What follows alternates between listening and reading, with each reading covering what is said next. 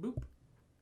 Happy Wednesday, right? It's Wednesday. It's Wednesday, October 7th, 2020, and our daily Bible readings for today come to us from, just a second, Psalm 119, verses 49 through 56, Deuteronomy 6, 10 through 25, John 11, 45 through 57, or you could have read Psalm 144, the Song of Solomon 8, 5 through 14, and then again John 11.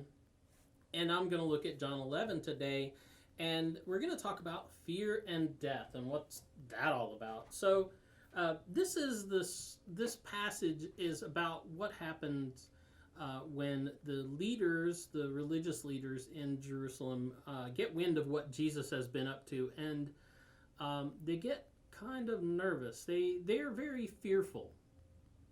Chrysostom, so Chrysostom was somebody we call one of the early church fathers, and that just means he lived a really, really long time ago. I don't remember the dates. Anyway, but he in discussing this passage, he kind of calls the religious leaders out, and he calls them out on their fear for what it is rather than what they pretended to make it all about.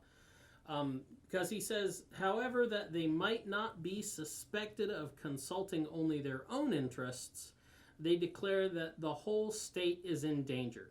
And so their fear really is all about like their power and their authority, because Jesus is a challenge to that, because everybody is following him and talking about him and really interested in him because of what he's done. We'll get to that later. And they're actually asking a lot of questions, and they're starting to follow him. The leaders are afraid that this is going to cause problems for them because A, it questions their authority, and B, they are in the position that they're in, and they enjoy their station of life because they do things to keep Rome, the Romans, happy, right? Rome is in control of the land at that time, and they were fine with letting people have their lives as long as they didn't cause trouble. And as soon as there was trouble, who did the Romans come talking to? They came talking to the leaders that they were used to dealing with. And they didn't really want that, and so they're really worried about it. Once again, like Chrysostom says, they're really worried about their own power, their own authority. You know, people who have power and have authority, they kind of like it, and they don't really want to let it go. And so Chrysostom says what they're doing is they don't want to just come out and admit that they don't want to give up power. What they do is they wrap it all up in like, oh, we're really interested in the best interests of our country. And so that's the way they coin this. So the religious leaders had this definite fear of Jesus' authority and his popularity, and they feared it would cost them their position, right? They feared that Rome would become unhappy and get more involved in the affairs of Judea than it already was. In other words, the Romans will come and destroy both our holy place and our nation. That's what they say, which is interesting. They'll come and destroy our holy place. It's the kind of thing that jumps out to me. I question, like, well, what do you mean by ours? Like, whose possession is it? So they'll come and destroy both our holy place and our nation. And what place, whose place is it that you're worried about them taking? So, what triggered all this? What was the trigger that set them off?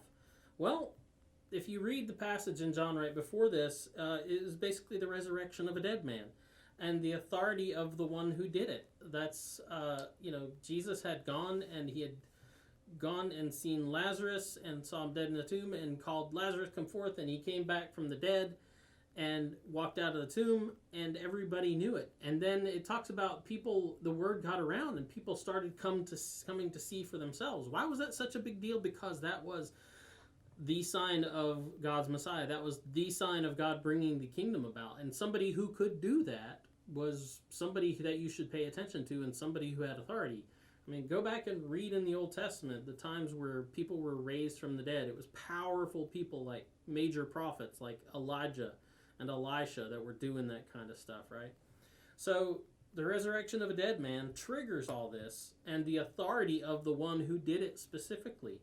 It's ironic, though, don't you think, that that they fear this, the things that they fear, this loss of place, the loss of their authority, the death of their nation, and the power of Rome. They fear all these things, and then they reject the one person in their midst who has power over death. It's an interesting thing. Well, that's the DBR for today. Go out, enjoy the day, have a good afternoon, have a good evening, and we'll be back tomorrow. See you later. Boop.